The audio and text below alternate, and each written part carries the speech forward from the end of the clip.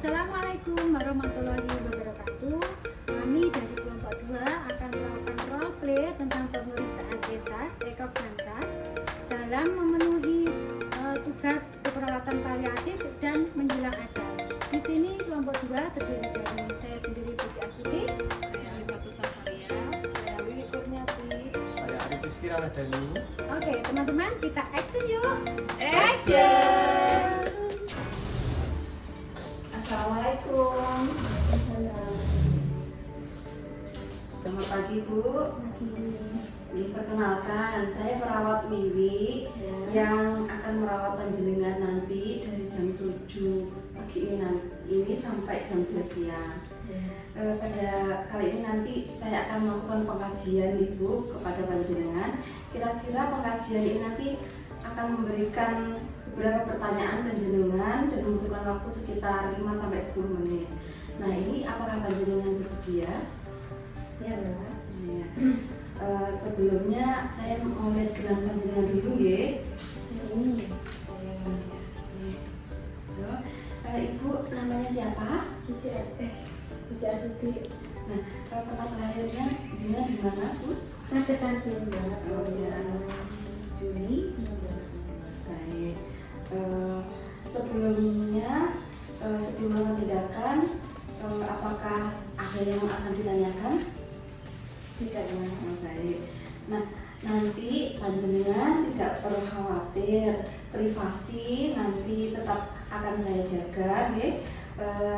Tapi kalau nanti panjenengan merasa tidak nyaman tentang pertanyaan saya atau pengajian saya, nanti tolong beritahu saya, ya. Iya, Mbak. Pengajian ini untuk mengetahui dampak penyakit Ibu terhadap aktivitas sehari-hari. Untuk pengajian ini ada 5 skor ya Bu, dari 0 sampai 5. Nah, kalau yang 0 itu aktif penuh. Jadi semua itu kegiatan Ibu bisa melakukan tanpa hambatan. Oke. Kalau skornya 1 itu terbatas dalam pekerjaan fisik yang berat, tapi masih mampu melakukan aktivitas ringan seperti pekerjaan rumah. Kalau yang ringan-ringan itu masih bisa, itu skornya 1. Untuk skor 2, melakukan aktivitas perawatan diri dan bergerak namun tidak mampu melakukan pekerjaan lainnya. Jadi untuk Ibu waktu tidurnya itu terganggu 50% seperti itu. Okay? Untuk yang skor 3, hanya mampu melakukan perawatan diri yang terbatas, hanya di antara tempat tidur dan kursi, lebih dari 50% waktu terbangun. Jadi Ibu bangun dengan waktu istirahat tidur lebih banyak bangunnya. Okay? Untuk yang skor 4, ketidakmampuan secara total. Jadi Ibu tidak bisa melakukan perawatan diri total, ada di kasur. Okay? Kemudian yang nomor 5, meninggal dunia. Gimana Bu? Mengerti? Iya Mbak, saya ngerti Mbak. Oke. Nah, sekarang coba ceritakan gimana kondisi Ibu hari ini. Jadi gini loh Mbak, saya kan didiagnosa kanker payudara. Nah itu tuh jadi membuat saya itu merasa tidak baik-baik saja. Terus saya itu juga sering merasa lelah, sulit tidur, kadang-kadang juga merasa sesak gitu loh Mbak. Terus kalau untuk aktivitas sehari-hari apa yang bisa Ibu lakukan? Ya kalau aktivitas yang ringan-ringan seperti nyuci piring, kayak nyapu lantai yang biasa itu saya masih bisa Mbak. Nah kalau aktivitas yang berat kayak gitu tuh saya nggak mampu karena saya udah lelah, terus merasa sesak kayak gitu. Berarti kalau yang ringan masih sakit ya Bu ya. Iya. Kalau untuk pelukannya ini udah berapa lama Bu? Saya rasa kalau itu sekitar 2 minggu Mbak. Udah 2 mingguan ya. Kemudian apa yang memperingan dan memperburuk kondisi Ibu pada saat sesak? Jadi saya tuh kalau istirahat gitu Mbak, nggak ngelakuin apa-apa kayak gitu, itu saya nggak merasa sesak Mbak. Cuman kalau saya beraktivitas berat itu ya saya merasa sesak. Jadi dari cerita yang tadi Ibu cerita ke saya ini ya, skor pengkajiannya ini 1 Bu, karena Ibu masih bisa melakukan aktivitas yang ringan. Nah Ibu, untuk pengkajian yang pertama yaitu pengkajian esas. Nah pengkajian ini fungsinya untuk apa? Fungsinya yaitu untuk mengetahui kondisi nyeri, kelelahan, rasa mengantuk, mual, kurang nafsu makan, depresi, kecemasan, ada rasa sesak, dan juga kesejahteraan jiwa panjenengan yang panjenengan rasakan seperti itu. Nah, nanti ada beberapa pertanyaan nih dari gejala-gejala yang saya sebutkan tadi. Apa yang panjenengan rasakan? Nanti ada scoring, kita scoring dulu terlebih dahulu dari skor 0, yaitu tidak ada gejala atau tidak ada perasaan sama sekali tentang rasa-rasa itu tadi. Terus untuk skor yang pertama itu mengalami stres minimal dan masalah yang dialami. Nah untuk skor 10 itu mengalami stres yang sangat buruk yang panjenengan rasakan berhubungan dengan gejala yang panjenengan alami itu tadi. Seperti itu. Panjenengan paham nggih? Ada yang ditanyakan betul? Tidak. Kalau nggih sudah paham nggih? Baik. Nah untuk pertanyaan yang ini yaitu apa yang panjenengan rasakan saat ini yang paling membuat panjenengan tidak nyaman? Iya Mbak, saya merasakan nyeri pinggang ini loh. Saya lagi rumah pas pekerjaan rumah, melakukan pekerjaan rumah gitu, mulai rasanya pinggang saya itu. Oh seperti itu, ini saya tak paham ya. Terus kalau nyeri itu dirasakan skalanya dari 1 sampai 10, panjenengan kira-kira nilainya di angka berapa Bu? 1 sampai 10. Itu saya di angka sekitar 7 sampai 8. Oh ya baik. Nah setelah itu dengan kondisi yang panjenengan rasakan itu, apakah akhirnya akan memicu rasa lelah atau ada keluhan lain Bu? Iya, saya melakukan rasanya itu sesek, terus capek, lelah gitu Mbak. Seperti itu. Iya. Nah kondisi sesak dan lelah itu muncul saat apa Bu? Misalkan di rumah saya beraktivitas di rumah, pas cuci baju, bersih rumah, gitu rasanya karena capek, lelah gitu. Baik. Iya. Berarti saat beraktivitas Iya. ya. Baik. Nah jika sesak itu dari 0 sampai 10 angkanya itu panjenengan di angka berapa? Dari 0 tidak sesak, 10 sangat sesak, panjenengan di angka berapa Bu? Di angka 7 Bu. Oh di angka 7. Ternyata panjenengan merasakan sesaknya itu sangat berat nih Bu. Nah saat merasa sesak itu apa juga jenengan merasakan seperti rasa mual atau ingin muntah kayak itu betul? Iya, pas misalkan mau makan gitu rasanya mual, ingin muntah, enak gitu. Oh begitu. Jadi mual muntahnya itu kadang-kadang saja nih. Nah kalau 0 tidak mual dan 10 sangat mual dan muntah hebat, panjenengan di angka berapa Bu? Di angka 6. Oh di angka 6. Baik. Kemudian apakah Ibu juga merasa cemas?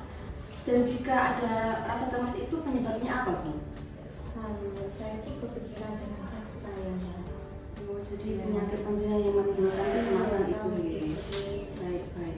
Nah kira-kira biasanya kecemasan itu muncul itu di saat kapan Bu?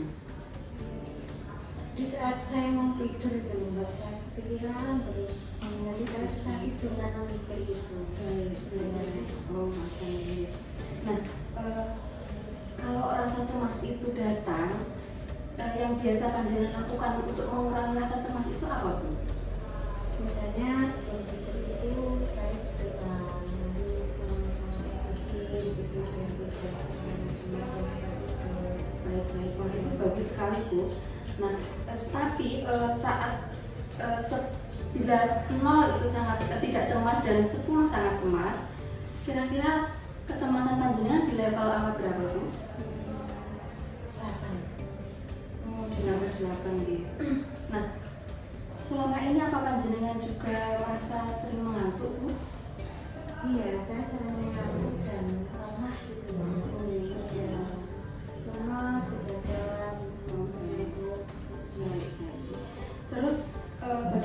dengan nafsu makan panjenengan Bu? Apakah masih memiliki selera makan atau tidak Bu panjenengan? Enggak ada nafsu makan Mbak. Saya rasanya ya itu tadi mual, nggak ingin makan, jadi makanan itu sedikit sekali. Jadi berapa kali sehari panjenengan makan Bu? Setiap harinya? 2 kali Mbak. Oh nggak banyak ya. Sedikit gitu. Karena rasa mual itu, jadi Iya, yang karena menyebabkan. mual, takut kepikiran, gitu. Tapi maksudnya nggak ada. Baik. Oke. Terus saat ini bagaimana keadaan panjenengan Bu? Apakah Ibu merasa jauh dari rasa bugar gitu di badan Bu? Iya, rasanya saya lelah, nggak ada semangat lah untuk bahkan berpikir untuk semangat hidup itu nggak ada. Nah ini untuk pertanyaan selanjutnya Bu, apakah Ibu memiliki masalah keluarga tentang kesehatan Bu? Iya Mbak, saya itu sedih ya karena saya sakit seperti ini. Saya punya anak yang saya asuh dari kecil itu kok tidak mau menemani saya, nggak mau merawat saya. Karena saya punya sakit kanker payudara, kalau ditemani saya kan sedih Bu jadinya. Iya Bu. Olah, iya Bu.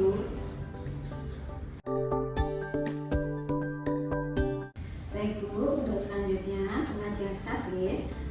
Di sini apakah Ibu mengantuk dan tetap tidur terus atau justru sebaliknya? Tidak ingin tidur atau tidak mengantuk? Ini ada nilai skor 0 itu tidak mengantuk, sedangkan skor 10 merasa untuk tidur sampai tidak tertahankan.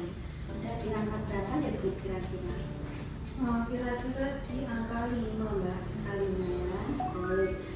Tadi Ibu bilang ada rasa mengantuk ya. Apakah ada perasaan tidak nafsu makan gitu? Di sini jika nilai 0-nya itu merasa nafsu makan, sedangkan nilai 10 itu merasa tidak nafsu makan sama sekali. Maka di angka berapa ya Bu? Yang Ibu merasakan? Di angka 6. Nah, ya. Oke, selanjutnya apakah Ibu merasakan mual atau pengen muntah gitu Bu? Jika nilai 0 itu tidak mual Bu, sedangkan nilai 10 untuk mual hebat sampai merasakan sampai muntah, maka di angka berapa Ibu kira-kira? Di angka 7. Angka 7 ya, oke. Kemudian untuk selanjutnya apakah ada masalah pencernaan Ibu yang dirasakan?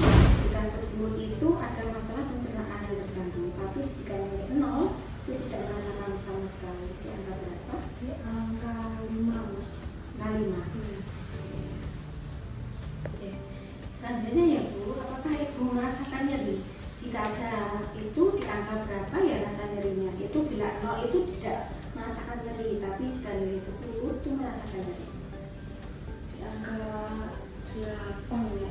8 ya, berarti sudah sangat nyeri sekali. Kemudian lagi tadi awal itu merasakan lelah ya.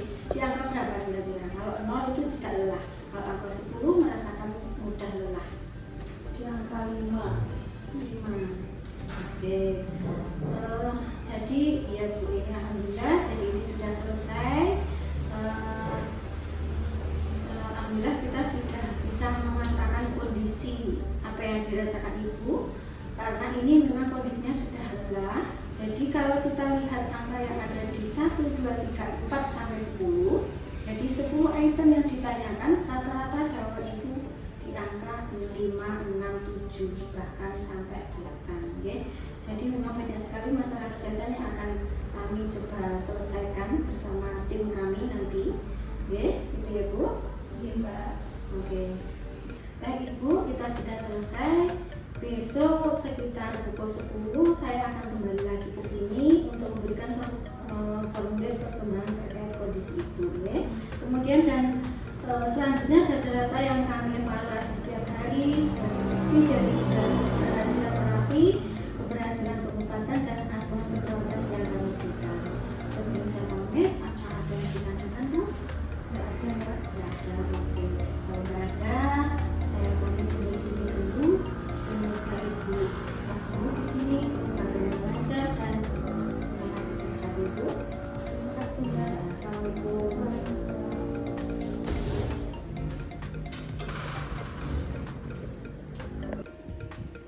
sekian video roleplay dari kelompok 2. Apabila ada kekurangan kami mohon maaf. Wassalamualaikum warahmatullahi wabarakatuh.